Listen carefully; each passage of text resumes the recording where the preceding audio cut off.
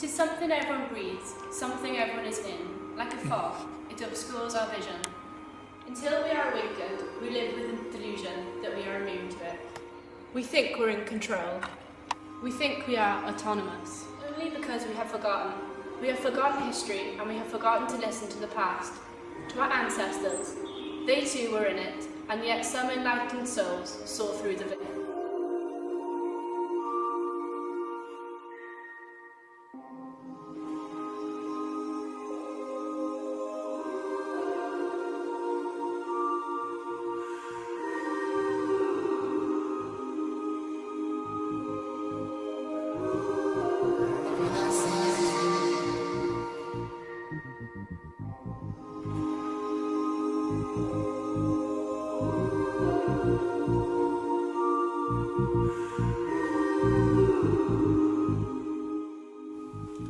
I wanted to break down the norms of how we think about colour.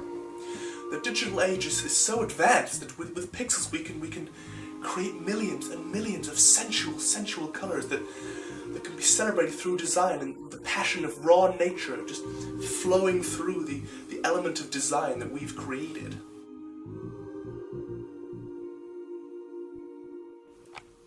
I loved pink as a child. I think it's a colour that speaks so positively about life in general, and it's controversial, it's high energy, it's the colour of dancing and of passion and of nature, and I think it's a very underestimated colour because with every other colour it's very bland and one-dimensional, but pink is just everywhere. It's immutable, it's everything about it is just scatty and just sparse, and I just love it.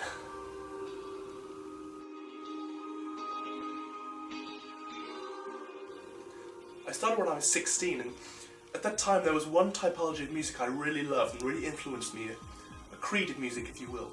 It was disco. And I had one track which lasted 21 minutes. It sent you into a kind of trance which you could never escape from. You could lose yourself in the timelessness and the immutability of life and energy of just the music and the colour of just sound, just the audio assault. And I think that music has really warped my view of colour and of art, and one of my heroes is Rod Stewart, who is wearing pink. He's a hero of mine because I think he encapsulates the completeness of life and the way that music can encapsulate the soul and free the soul.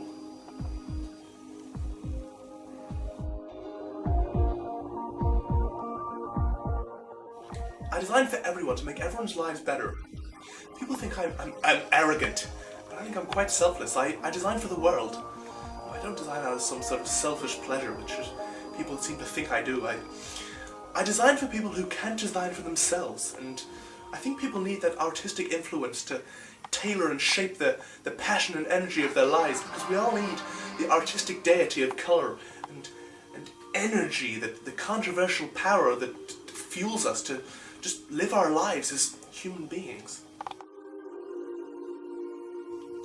Ciao, darlings.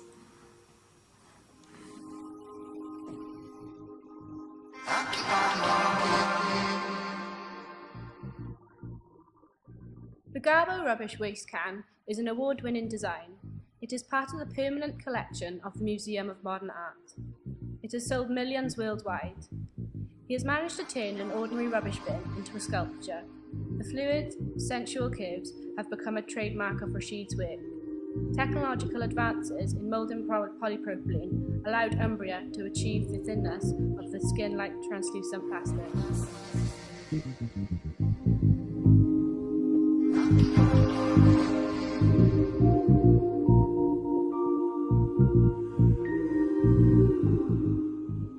The old chair was designed in 1999 for Umbra.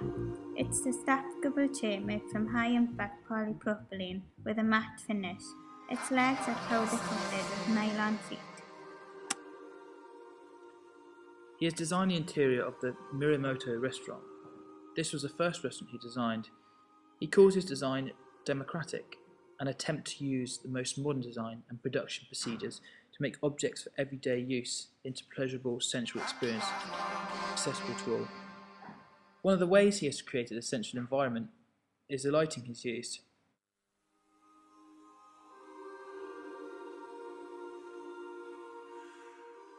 His design philosophy is similar to Ross Livegrove's. They both use the key idea of biomimicry in their designs. We can see this in the lampshades they've designed. The concept was inspired as a diatomic sea creature in the free ocean of space.